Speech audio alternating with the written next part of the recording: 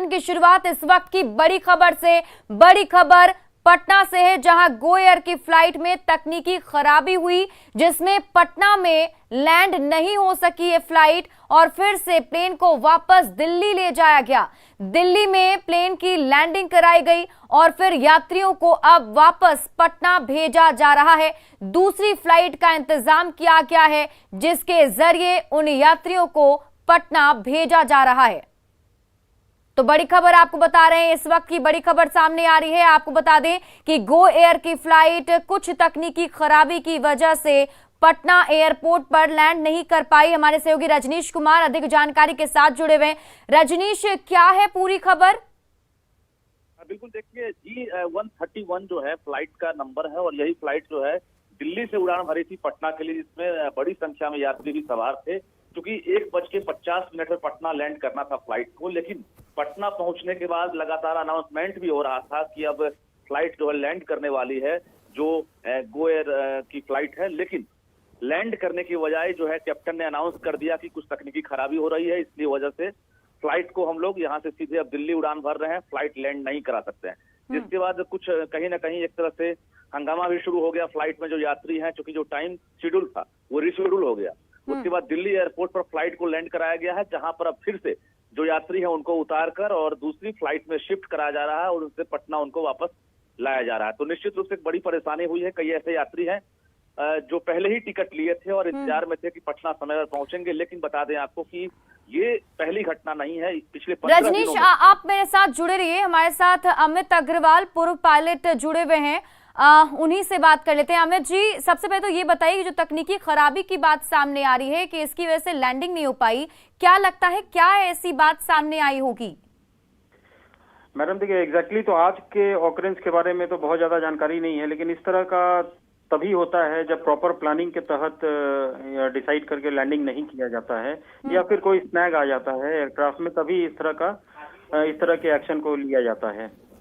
लेकिन जनरली अभी लास्ट काफी दिनों से देखा जा रहा है कि डिफरेंट एयरलाइंस में अलग अलग तरह की परेशानी आ रही है। किसी में ये जो परेशानियां हैं वो कई सारी देखी जा रही है। तो ऐसा आखिर क्या होता चला जा रहा है कि ऐसी तकनीकी खराबी लगातार एयर फ्लाइट्स में देखने को मिल रही है? जैसे मैडम, एक मैं आपको बताना चाहता हूँ कि अभी कुछ दिन पहले आपने पटना में देखा होगा बर्ड हिट हुआ था जी। बर्ड हिट होने के कारण बड़ी मुश्किल से जान बचा था पैसेंजर्स का। तो पहले तो एक ये बताना चाहता हूँ कि इकाऊ इंटरनेशनल सिविल एविएशन ऑर्गेनाइजेशन का एक रूल है, जिसके हिसाब से कोई भी एयरपोर्ट के रेफरेंस पॉइंट से 10 किलोमीटर के रेडियस में स्लॉटर हाउस नहीं होना चाहिए। मीन्स मांस मछली वगैरह, ये पटना में आप समझ सकती हैं कि किस तरह का है कि आसपास में ही सारे मांस मछली और स्लॉटर हाउस दुनिया भर के बन रखे हैं। तो बर्ड्स आने ही आने हैं, इस तरह का हिट होना ही होना है। उस दिन मैं भी एयरपोर्ट के पास में ही था, तो मैं देख रहा था कि रनवे पे काफी फायरिंग और ये सब पटाखा छोड़ा जा रहा था, जिससे कि बर्ड्स मतलब वहां से हट जाएं और प्रॉपर लैंडिंग हो सके।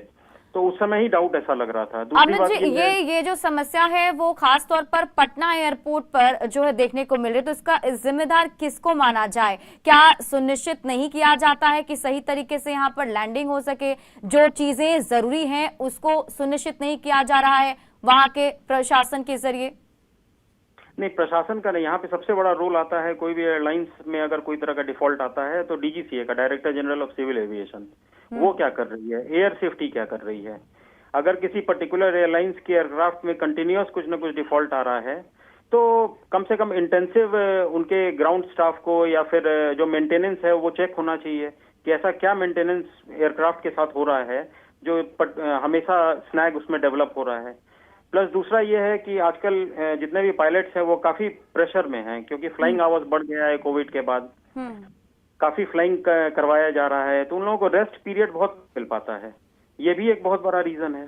कंटिन्यूअस फ्लाइंग करते हैं, जैसे अभी 8 आवर्स एक पायलट फ्लाइंग कर सकता है पर डे, 125 घंटा महीना का फ्लाइंग वो कर सकते हैं, तो ये भी कम नहीं होता है। उसमें भी शेड्यूल जो पहले कुछ गैप हुआ करता था 2 दिन का या इस तरह का, वो भी शेड्यूल को आजकल वेव ऑफ कर दिया गया है।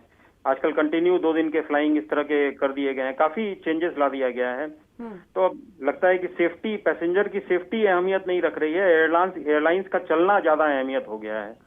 बिल्कुल, इतने यात्रियों की जान कहीं ना कहीं वैसे सकते में रहती है और ऐसी घटना सामने आने के बाद लोगों के मन में भी डर होता है और शायद वो दोबारा अगर प्लेन से अगर सफर करे तो डरेंगे जरूर।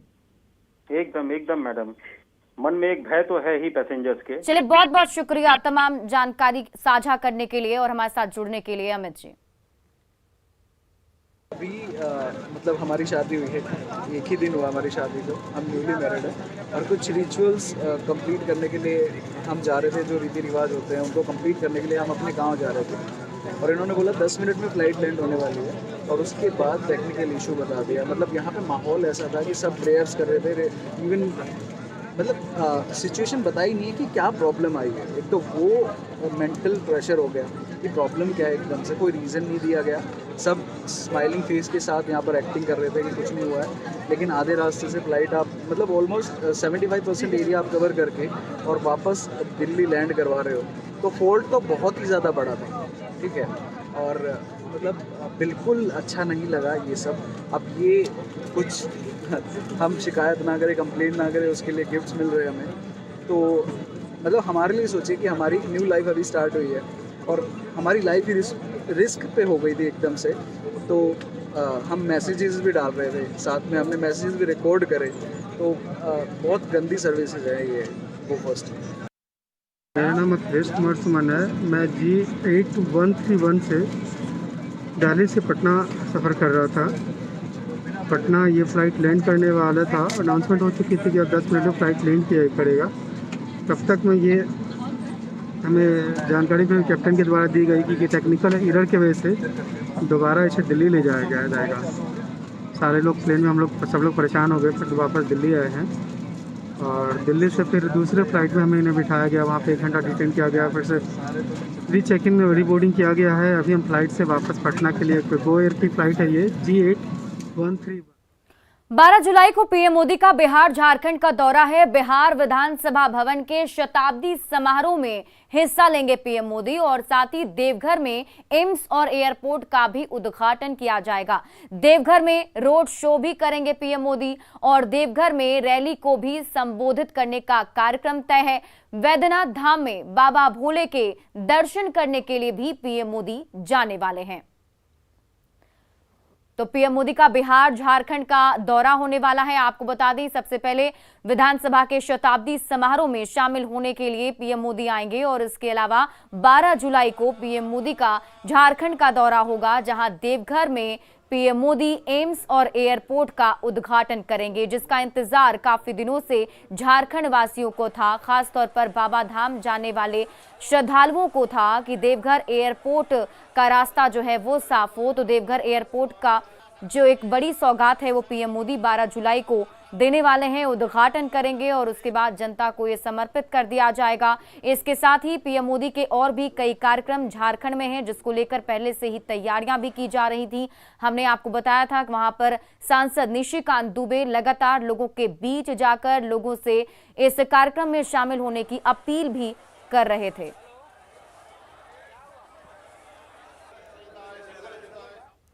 राष्ट्रपति पद की उम्मीदवार द्रौपदी मुर्मू आज पटना पहुंची। पटना एयरपोर्ट पर एनडीए के नेताओं ने उनका स्वागत किया। उसके बाद द्रौपदी मुर्मू बिरसा मुंडा स्मारक पहुंची, बिरसा मुंडा की मूर्ति पर माल्यार्पण किया। इसके बाद से नीतीश कुमार से द्रौपदी मुर्मू की मुलाकात हुई।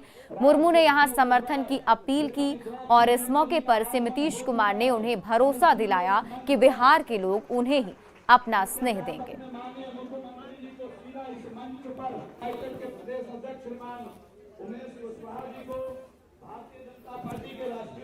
कहना चाहूंगी, इस बेटी को एक बार भारत माँ की सेवा करने के लिए मुझे मौका देंगे। मेरे पूर्वी राष्ट्रपतियों ने जैसे काम किए हैं वो महान है, हम सबके नमस्य है। मैं उनको प्रणाम करती हूँ। मैं उनके तरह नहीं हो पाऊंगी, लेकिन मेरे जैसा मैं होंगी।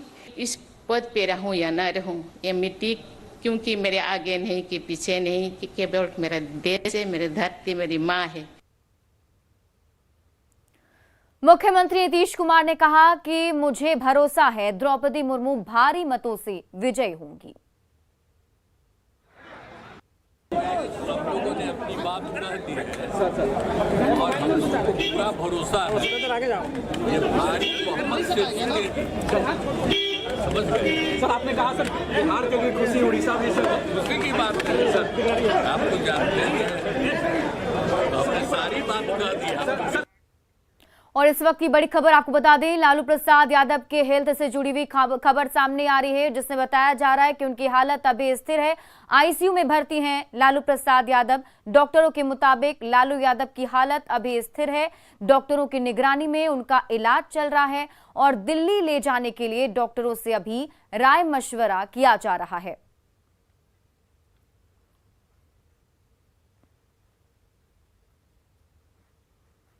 समस्तीपुर में अतिक्रमण के खिलाफ अभियान चलाया जा रहा है और नाले के ऊपर बनाए गए दुकानों को खाली कराया जा रहा है।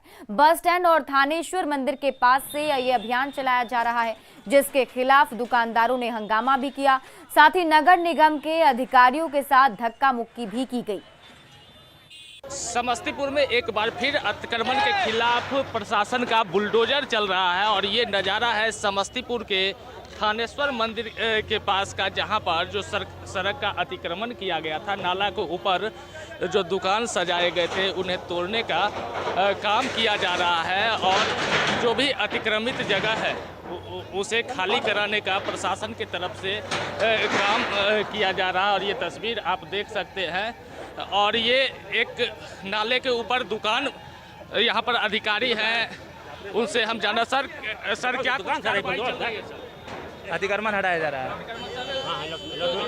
बहुत बार जनता को नोटिस के माध्यम से, पत्राचार के माध्यम से ऐलान करवा करके अतिक्रमण हटाने के लिए रिक्वेस्ट दिया जा चुका है, लेकिन लोग अतिक्रमण हटाने के लिए राजी नहीं है।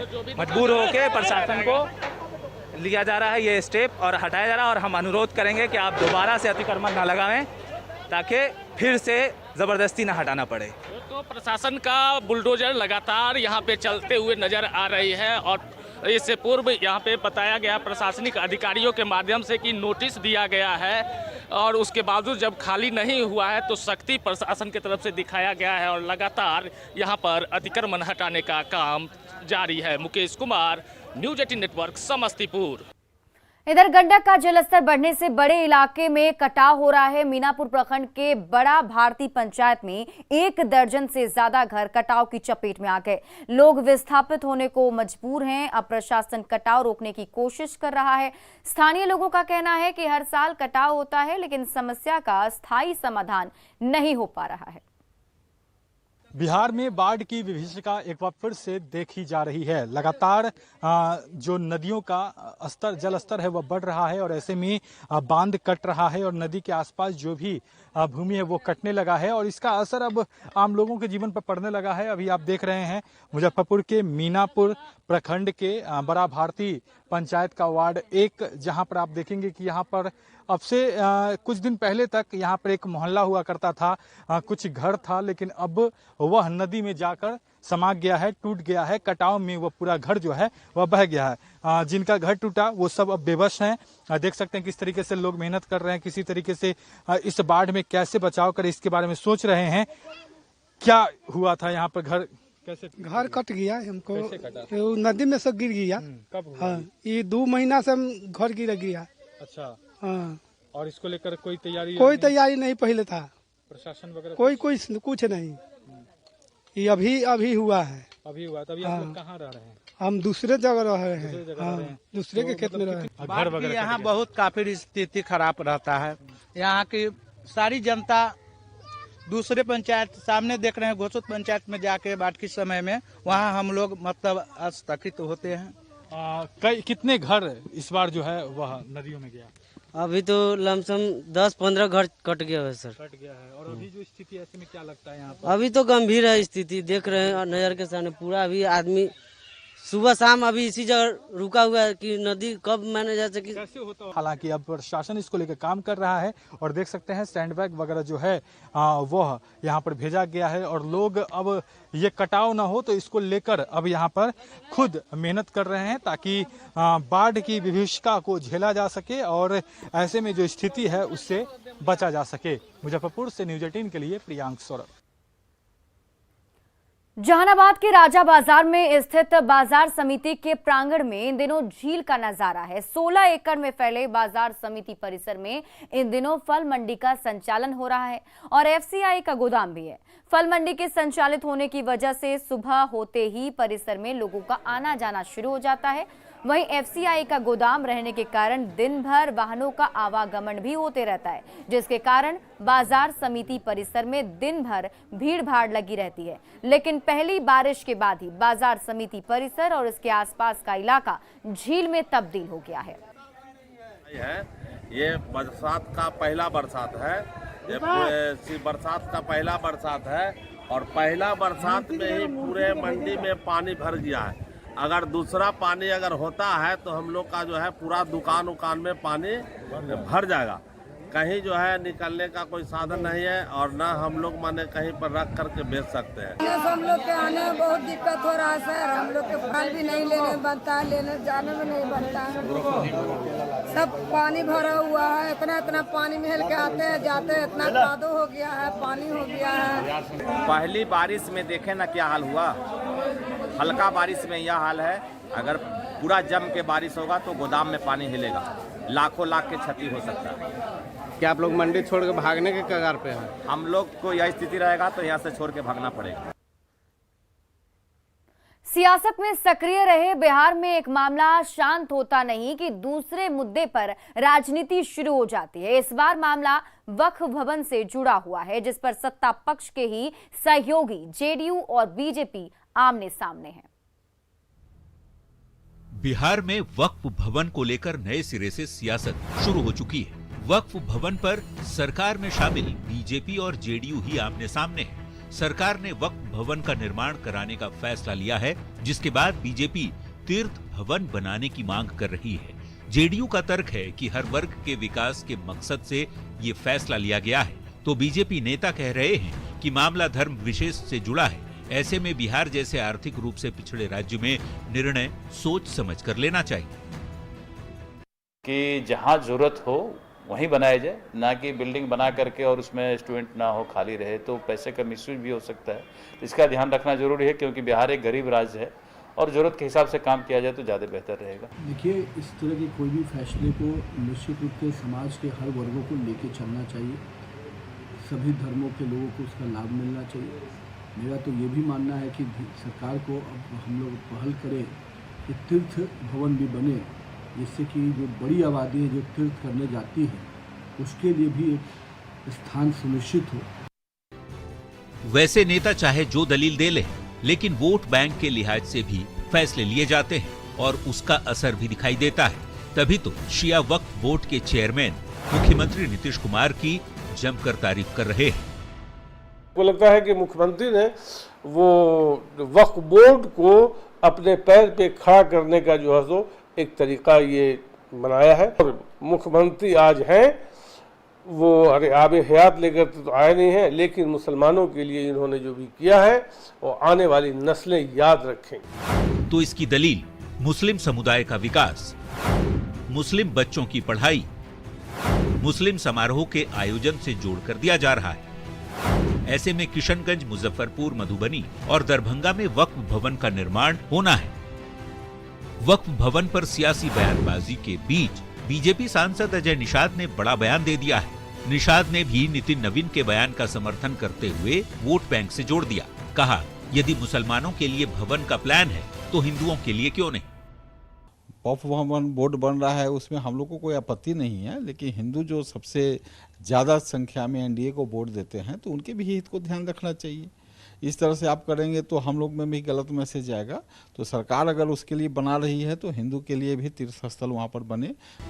वैसे वक्फ का मतलब होता है लोगों के उपकार के लिए दिया गया धन। मुस्लिम समाज से जुड़े लोगों के पूर्वजों ने अपनी संपत्ति वक्फ कर दी थी। मकसद था इस संपत्ति से हर क्षेत्र में विकास करना, ज्यादा से ज्यादा इस्तेमाल शिक्षा के विकास में हो, इसकी कल्पना की गई थी। और इसी को देखते हुए बिहार सरकार ने वक्फ की जमीन पर भवन बनाने का फैसला किया है, जिसे लेकर सियासत शुरू हो चुकी है। न्यूज़ 18 के लिए दिल्ली से अमितेश के साथ पटना से आनंद अमृतराज की रिपोर्ट। और फिलहाल इस बुलेटिन में अभी के लिए बस इतना ही, लेकिन न्यूज़ 18 बिहार झारखंड पर खबरों का सिलसिला लगातार जारी है।